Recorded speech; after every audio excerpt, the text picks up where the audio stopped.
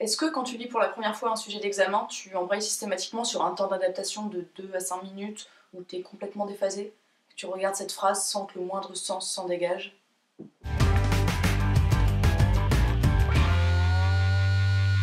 Est-ce que tu retiens ta respiration quand tu te pèses? Est-ce que tu as peur d'être le premier à arrêter d'applaudir? Et en même temps, tu as peur d'être le dernier à applaudir tout seul comme un con?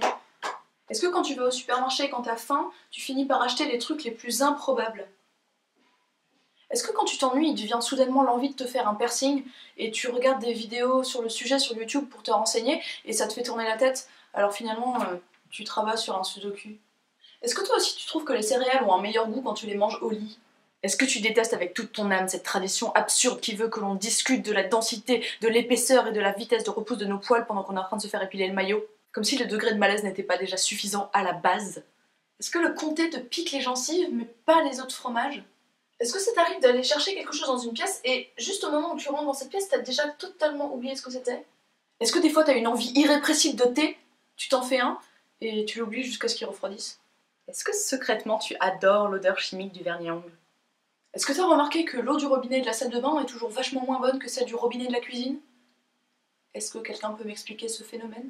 Est-ce que tu t'es déjà maudit jusqu'à la 8e génération parce que tu as raté ta station de métro? Et tu as été obligé de descendre à la prochaine station et de prendre le métro dans l'autre sens? Est-ce que tu travailles ton air désinvolte et innocent quand tu sors d'un grand magasin alors que t'as absolument rien volé? Est-ce que tu rêves parfois que t'es perdu dans une ville inconnue et qu'en plus t'es en retard? Est-ce que t'as parfois envie de te raser la tête juste pour savoir ce que ça ferait? Est-ce que t'as actuellement 10 livres entamés sur ton étagère? Est-ce que t'as la moindre idée de combien de temps on est censé porter un soutien-gorge avant de le laver? Est-ce que t'as des fois soudainement envie de grimper dans un arbre comme quand t'avais 7 ans?